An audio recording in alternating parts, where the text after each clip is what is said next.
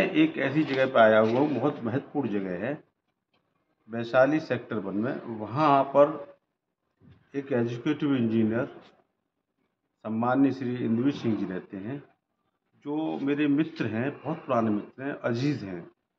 ये मानिए कि शरीर दो है, दिल एक है। तो ऐसे व्यक्तित्व से मैं बात करना चाहता हूँ। तो मैं सीधे सीधे, अब कुछ न कहते हुए सीधे सीधे उन्हीं के पास जाता हूँ। सर, आप अपना एक परिचय दें। मेरा नाम इंद्रवीर सिंह है और मैं डिस्ट्रिक्ट एटा से बिलोंग करता हूं, जो कि दिल्ली में अब आजकल नौकरी कर रहा हूं as a executive engineer MCD में। मेरा जो परिचय है कि मैं एक किसान का बेटा, जो ज़मीन से जुड़ा हुआ, आज राजधानी दिल्ली के अंदर अपनी सेवाएं दे रहा है और उसी के नज़दीक एनसीआर में अपने छोटे से मकान में रह रहा है। बहुत अच्छी बात कही आपने। और थोड़ा सा हम आगे बढ़ते हैं कि जब वो आप बहुत छोटे से स्तर से उठ के आए, जैसे मैंने भी देखा है, तो अब जो इतने विशाल और एक भव्य राजधानी में, देश की राजधानी में आप रह रहे हैं, तो मैं समझता हूँ कि आपको राष्ट्र के प्रति कितना लगाव है। राष्ट्र के प्रति तो लगाव होना ही चाहिए, हर एक का काम है ये। राष्ट्र के प्रति लगाव होना, राष्ट्र के प्रति नहीं रहेंगे तो किसके प्रति रहेंगे। तो हमारा राष्ट्र जो है विकासशील से विकसित कैसे हो सकता है, अपने शब्दों में वर्णित करें। विकासशील से विकसित करने के लिए हमारी युवा पीढ़ी को आगे आना होगा। यानी कि आपका कहने का मतलब है कि शिक्षा, स्वास्थ्य और साइंस, ये तो मस्ट है ही। जी। उसके साथ साथ हमें जो हमारी इंडस्ट्रीज हैं, इंडस्ट्रीज को भी बढ़ावा देना पड़ेगा। एक प्रश्न और करूंगा कि ये देश हमारा गीता से चलता है या बाइबल से चलता है या कुरान से चलता है, किससे चलता है। हमारा ये देश न गीता से, न बाइबल से, न कुरान से। ये हमारा देश हिंदुस्तान जो है, हमारे राष्ट्र निर्माता बाबा साहब भीमराव अम्बेडकर की संविधान से चलता है। यानी कि निर्माता महामानव डॉक्टर बी.आर. अम्बेडकर के बनाए हुए संविधान से चलता है। फिर तो आपको संविधान की थोड़ी बहुत नॉलेज भी होगी। तो मैं जरूर पूछना चाहूँगा कि जब प्रारूप कमेटी बनाई थी, तो डॉक्टर बी.आर. अम्बेडकर को इस प्रारूप कमेटी का अध्यक्ष क्यों बनाया गया था। संविधान प्रारूप कमेटी बनाई थी, तो डॉक्टर बी.आर. अम्बेडकर को ही प्रारूप कमेटी का अध्यक्ष क्यों बनाया गया था। प्रारूप कमेटी का अध्यक्ष क्योंकि वो हमारे एससी समाज से आते थे और वहाँ उस स्टेज पर कोई और था ही नहीं बनाने के लिए। यानी कि आपका कहने का मतलब है कि वो सबसे ज्यादा पढ़े लिखे, सबसे ज्यादा डिग्री लिए हुए थे, ज्ञानी थे। बता सकते सबसे बड़ी डिग्री, उन्हें 32 डिग्रियां ली थी, तो सबसे बड़ी डिग्री कौन सी थी। नहीं, मैं बताता हूँ। सबसे बड़ी डिग्री थी डीएससी, जो 8 साल में पूरी होती थी, होनी चाहिए थी, उन्होंने 2 साल में पूरी की थी, है ना।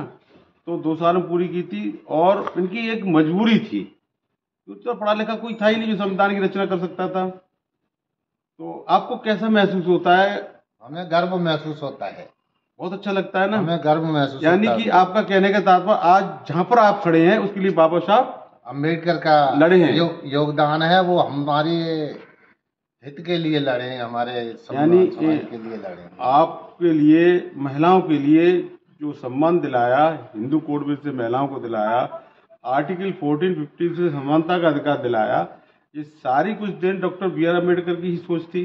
बिल्कुल, बाबा साहब भीमराव अम्बेडकर की। तो अब आप राष्ट्र के नाम क्या संदेश देना चाहेंगे।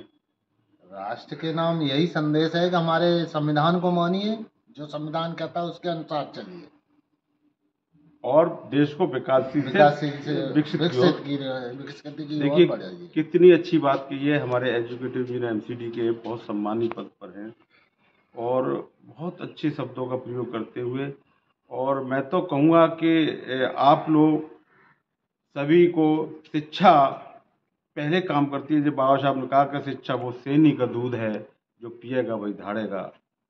एक प्रश्न मेरे दिमाग में और आ रहा है समापन करने से पहले। आप ये बताएं कि सुबह 2 घंटियां बजती हैं, एक मंदिर की बजती है, विद्यालय की बजती है, तो बच्चे कहाँ भेजना पसंद करेंगे, विद्यालय में, मंदिर में? भाई वो तो हमेशा हम यही सोचेंगे, विद्यालय में भेजेंगे बच्चों को। हाँ, क्योंकि विद्यालय से डॉक्टर, इंजीनियर, साइंटिस्ट निकलते हैं जैसे कि आप, और मंदिर से क्या है, भिखारी पैदा होते हैं, क्योंकि वो बैठा हुआ मताधीश होता है, उसको भी पैसे चाहिए, और बाहर बैठे हुए होते वो भी होते हैं। तो बहुत अच्छी बात आपने कही। और मैं तो यहाँ तक कहूँगा, भारत का नक्शा ले लो, वर्ल्ड का नक्शा ले लो, शायद हिंदुस्तान कहीं नहीं लिखा होगा, भारत लिखा होगा। और भारत एक हमारी पहचान है, शान है। इसको दृष्टिगत रखते हुए अभी तमाम, जब बच्चा पेट में आता है तो वो मानव होता है, बाहर निकलते ही उसको तमाम टुकड़ों में बांट देते हैं। चाहे कोई भी ग्रंथ ले लो, गीता ले लो, कुरान ले लो, बाइबल ले लो, वेद ले लो, सब में मानव के टुकड़े किए गए हैं। तो एक समानता लाने के लिए, क्योंकि बुद्ध भगवान ने कहा है, धम्म, बुद्ध धम्म की क्या पहचान, मानव मानव एक एक समान। समान। और हमारी एक किसी राइटर ने लिख भी दिया है कि न हिंदू बनेगा न मुसलमान बनेगा, सिर्फ इंसान की औलाद है, इंसान बनेगा। इंसान बनेगा। और मैंने एक पंक्ति लिखी है, क्योंकि पंक्ति बड़ी अच्छी है, क्योंकि मुझे भाती तो मेरे लिए अच्छी है। संगीत से ज्ञान नहीं मिलता, मस्जिद में अल्लाह नहीं मिलता, गुरुद्वारे में गुरु नानक नहीं मिलता, चर्च में ईशा नहीं मिलता। दोबारा से रिपीट करूंगा, संगीत से ज्ञान नहीं मिलता, मंदिर में भगवान नहीं मिलता, पत्थर तो सिर्फ इसलिए पूछते लोग क्योंकि विश्वास के लायक इंसान नहीं मिलता। अब जो आंधी आई है ना पढ़े लिखों की, वो आंधी की कविता मैंने बनाई है। आंधी नहीं रुका करती है, इन सूखे खरपतवारों से पत्थर तक भी कट जाते जल की तीखी धारों से। अब जात पात अब नहीं चलेगा, छुआछूत अब नहीं चलेगा, ऐसे ही ये लाल जाग उठे, अब मिट जावेंगे अत्याचारी। हम सब बहुजन की हुंकारों से, हम सब बहुजन की हुंकारों से, आंधी नहीं रुका करती है इन सूखे खरपतवारों से। एक और चीज को ध्यान रखना होगा, आप बहुत योग्य हैं, आज की डेट में धर्म वो धंधा है जिसमें पढ़ा लिखा भी अंधा है। तो ये बहुत जरूरी है, क्योंकि हम मानव है।